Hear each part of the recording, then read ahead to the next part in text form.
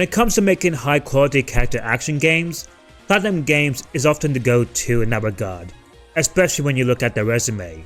From Bayonetta to Metal Gear Rising, to Nier Automata to Ninja Gaiden 4, to Astral Chain to the wonderful 101.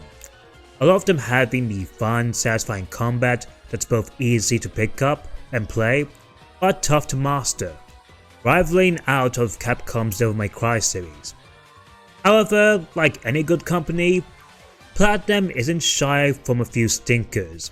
Outside of their infamous failed attempt at a live service with Babylon's Fall, there are other ones mostly coming from making licensed tie-in games from Activision, with things like The Legend of Korra and TMNT Mutants in Manhattan being a prime example.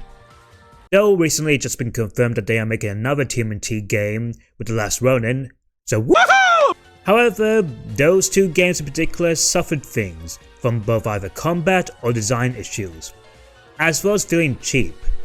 And the latter case with Mutants in Manhattan was that it was more multiplayer focused. And it also didn't help that Platinum was spread thin when making those games as well, in terms of especially the budget. But, however, there was one game within that pantheon that's actually good, and I think it's one of Platinum Games' best titles ever, and that game is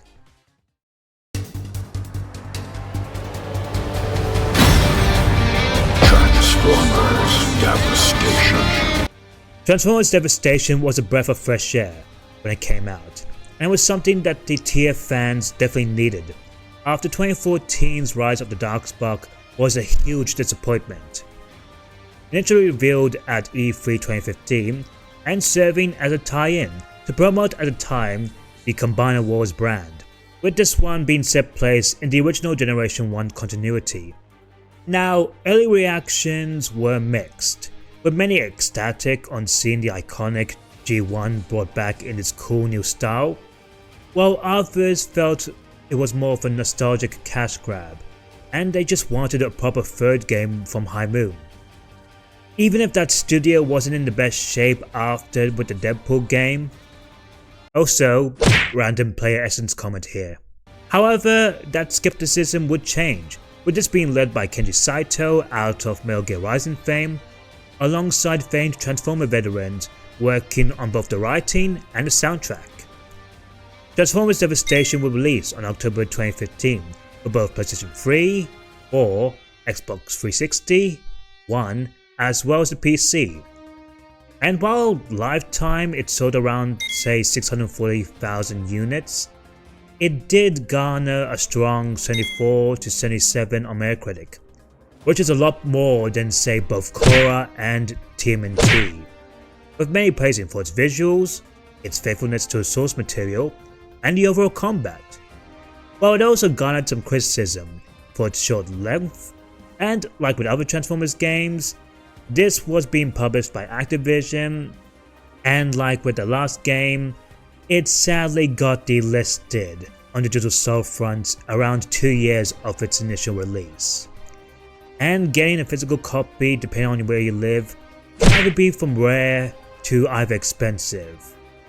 But with it being now over 10 years old, and also I recently scored up a physical, I asked myself, well, that's what this review is for.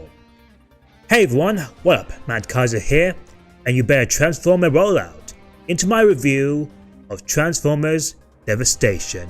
So the story takes place on Earth, where the evil Decepticons led by Megatron discover that the Insecticons are being drawn to an ancient Cybertronian ship called the Proud Star, which has the technology to cyberform worlds.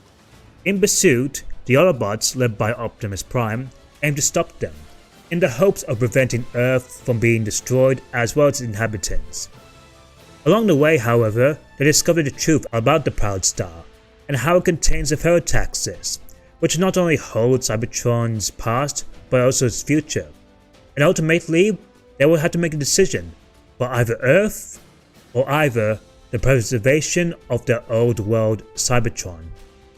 And that's the story, and well, it's simple and straightforward, with it playing like a typical G1 episode, but it adds more nuance with the revelation of the Proud Star being led by one of the original 13 Primes, and it was even a more dilemma with one of his intentions, even with the cast themselves having doubts and pushed on having to save their new home at the cost of their own world.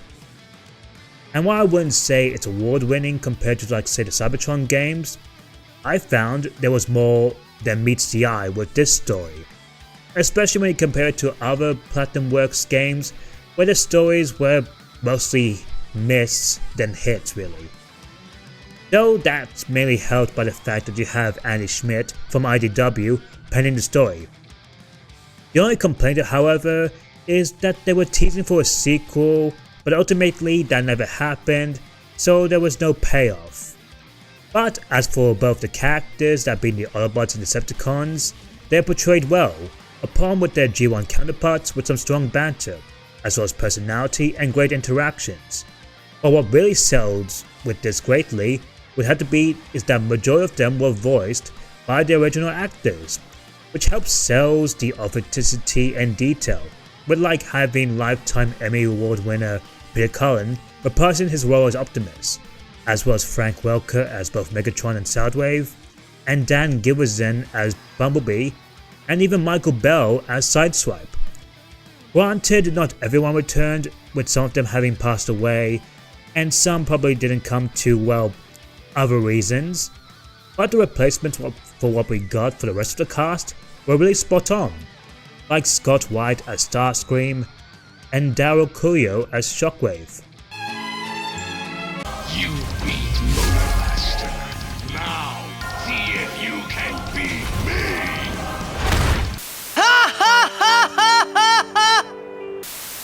Oh no, the story actually moves at a nice pace here, and is enjoyable for both TF fans with some nice references for the franchise. But even if you're a newcomer, you might still get some enjoyment out of it, even if you aren't a big TF fan.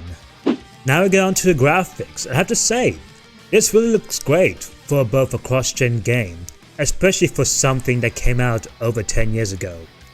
With this one, they basically took the G1 aesthetic and gave a really nice cel-shaded art style, which visually pops off, almost like if G1 was a 3D cartoon.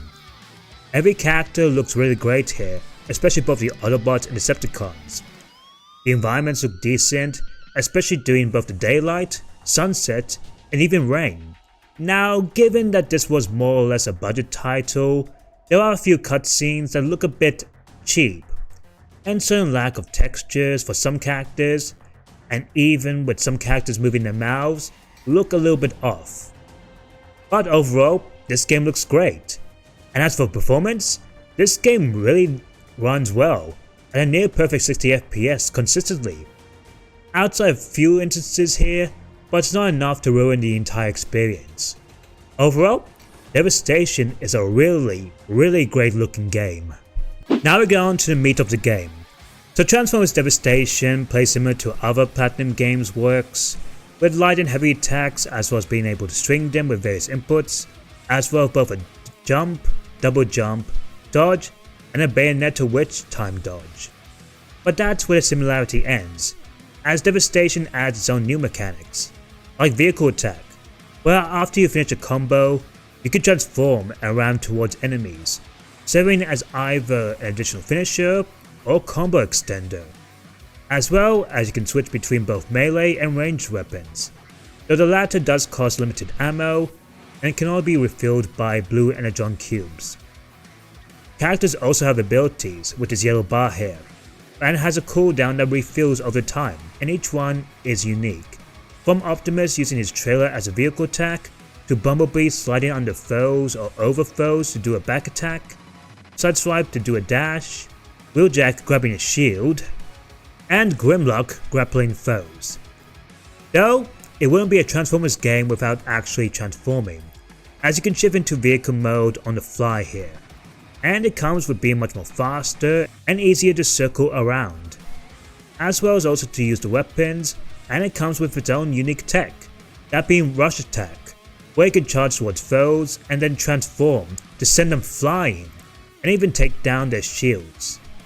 And lastly, there's the Overdrive, which is this blue gauge hit that fills up after each attack, and basically acts as your super, and can deal a devastating, no pun intended, blow to your enemies and bosses.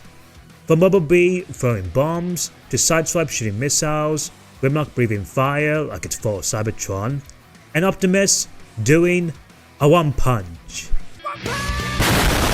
Oh, and Wheeljack also does this too. What the fuck? Along that, you also have a low-key style meter akin to Devil May Cry, with the Autobot emblem which will glow based on your combos, the perfect dodges you perform, and it will give you attack buff. Enemies can also drop credit, weapons and gear for you to use, and you can choose from either swords, gauntlets, hammers and axes, each with different effects. Things like item usage is also here, and you can even go to the Arc and be able to switch between the 5 characters, as well as spend credits to either upgrade weapons, create enhancements, or be able to upgrade their stats, buy new items, unlock new moves, some of which involve a new parry mechanic similar to Metal Gear Rising. And with those moves, as well as the other cool techs, it basically opens up the game to have a really good high skill ceiling with some strong player expression to do various combos, on par with both Bayonetta and Devil May Cry. And speaking of the latter, we have the ranking system, though it leans more so on what Astral Chain will use, where you'll be ranked on the various missions based on how you perform, and these total mission ranks will cap up with a final score after you beat a chapter, which ranging from D to SS. Moving on, we also have the enemies, which ranges from Decepticons like the Ground Sergeants to Flying Seekers with variants, as well as the Heavies and Insecticons. And some of them either pack shields or either long-range attackers or even close quarters, which neatly mixes up the encounters, and many of them are fun to fight. But my friends, it's the bosses where this game really excels at, with many of them being the iconic Decepticons, and not only capturing the iconic parts of the characters, but having both various movesets and hard-hitting attacks, with great examples like being Soundwave, Starscream, Shockwave, Megatron, and Menasor being my favourites here. Majority of them are actually great bosses, and all in all, the gameplay in this is really fantastic, especially with each of the 5 main characters being both distinct and even fun to play. And as I said, the combat really shows its potential once you experiment with the various moves and cool techs to play with. That being said, however, there are a few grievances, like no proper lock-on, though for the most part your character is good with tracking down enemies. Another is that the camera during vehicle mode is a bit shaky. Another issue I did also find is that you have this one moment where the game will go top down for one section and, well, it's never used again, so I don't know what the point was. And it just kind of fiddles with how you dodge. There's also these weird chase sequences, like the Sentry Bot here, which absolutely sucks, and the Megatron one is, well, random. But the race against Motor Master was pretty neat. Also, I really don't care much about the claw enemies here, and also I think another issue is that the tutorials or how it's implemented can be hit or miss at times. Where at times the game will teach you on how to play during combat and exploration, but outside of stuff like say increasing stats or using items that they don't even explain, you'll be even forgiven that you couldn't use items or even increase your stats. And I guess another issue you could say is that the repetition, especially against facing against various enemies and fighting mostly some of the same bosses. But to be honest, I actually didn't mind that, as 9% of them were fun to fight. But a major issue, and this is a big one in my opinion, is that you can only play as the Autobots, which kinda sucks, as I would love to have a Decepticon campaign, maybe one where you get to play as Megatron, Starscream, Soundwave, Shockwave and Blitzwing, which would have been really cool. But issues aside, all in all, the combat and gameplay in Transformers Devastation is phenomenal, and on par with the best that Platinum Games offers. Now we get on to the level design, and well, it's fine really. as it's mostly centered around the city as well as the Proud Star and even various sewers, and some of them provide different areas for you to explore, though some come with its own puzzles as well as obstacles, which includes rushing through sealed doors, lasers, or even ones that you can punch. But also, there's even some chests to unlock, but you can also find things like challenge portals, Decepticon flags, and even stuff that makes overall the traversing through otherwise repetitive levels actually worthwhile, and the weather during some chapters do give a nice change of pace here, and makes the objectives feel fresh. And given that this game is fast paced, they don't necessarily stay too much here.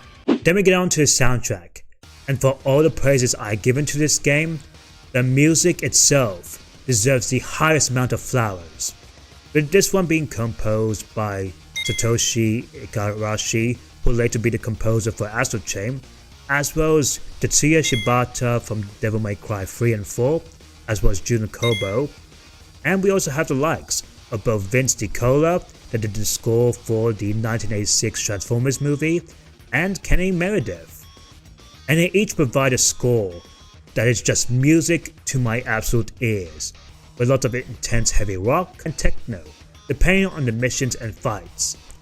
And some of these make the overall encounters and levels just sound so damn good. And even the bosses get a phase too, where the songs will add additional instruments to really add the intensity with some of these fights. So as always, you have the pleasure to listen to some absolute bangers here.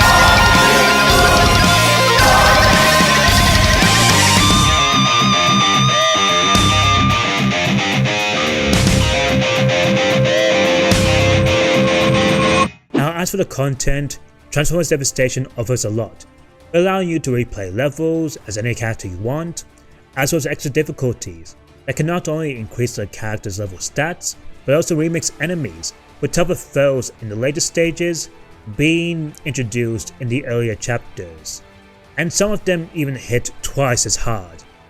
On top of that, there's also various secrets, like Decepticon flags to shoot, that provide concept art and Easter eggs, as well as also challenge portals scattered throughout the levels that each give you various side missions with various objectives to complete for better rewards.